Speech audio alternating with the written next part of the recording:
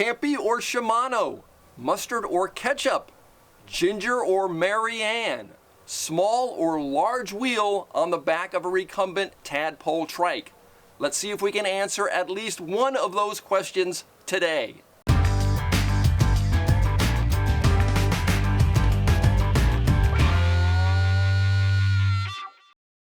So there are basically three different sizes of rear wheel being used currently on recumbent trikes. You have the 20-inch rear wheel, the 26-inch rear wheel, and the 700C rear wheel. Now, whenever this subject comes up on one of the online recumbent forums, it creates a rather vigorous debate about which is better, so I won't be declaring a winner here, mainly because I don't think there is one size that's best for everything, but I will be going over some of the pros and cons and perceived pros and cons of the different sizes. The first trike I owned was one of the first cat trike pockets. If you go back to the first video we ever posted on YouTube some 12 years ago, you'll see me riding around on that tiny red pocket looking like I strapped some wheels to my rear end and took off down the bike trail.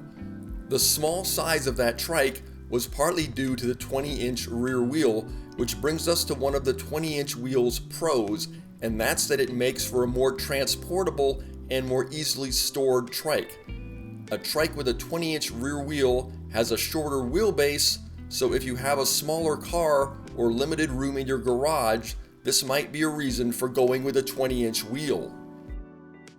Another pro of the rear 20-inch wheel is that it makes for a trike with a great turning radius.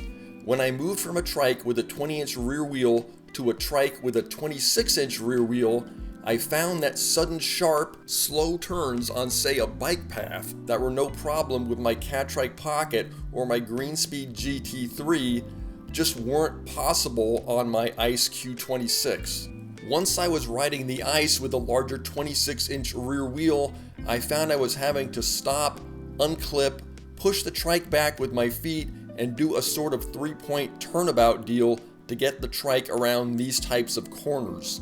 No big deal really, but a bit of a pain when you're used to not having to do it. Another advantage of having a 20-inch rear wheel is that it means you typically have 20-inch wheels all the way around, so you'll only have to carry one spare tube with you. So, did I notice any advantages when I moved to the 26-inch rear wheel? Well, I did notice that suddenly I had a lot more choices when it came to buying tires. Being a standard mountain bike wheel size, it's a lot easier to find a varied assortment of 26-inch tires when compared to 20-inch tires. Note, I've never had a hard time finding a 20-inch tire I was happy with, so again, this is really no big deal. If you're riding on roads that have lots of potholes, you'll likely have a better time with a larger rear wheel like a 26-inch or 700C, simply because the larger wheel is less likely to fall down into a pothole. For regular riding, have I personally noticed a difference between a 20-inch, 26-inch, and 700C rear wheel as far as smoothness of the ride goes?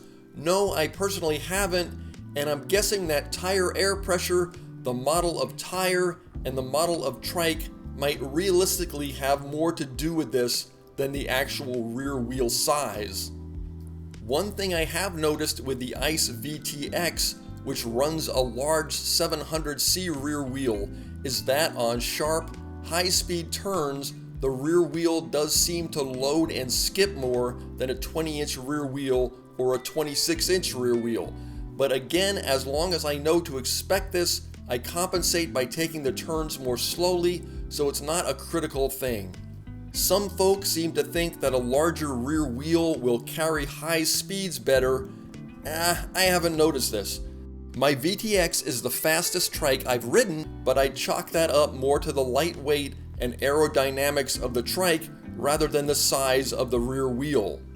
There is some logic to the fact that if you tend to ride at faster speeds in higher gears, a larger rear wheel will work better for you just because it's easier to run higher gears with a larger rear wheel. Finally, folks seem to endlessly argue about the look of a large rear wheel versus the look of a small rear wheel on a trike. There's obviously no right or wrong here. I've seen great looking trikes with both big and small rear wheels. Maybe I just like trikes so much, I think they all look great. So you see, everything has its pros and cons. A bike would run just as well with some Campy and some Shimano components on it. At McDonald's they put mustard and ketchup on a hamburger. As for the Ginger and Marianne thing, why does it have to be one or the other? Can't we all be friends? See you next time. Bye-bye.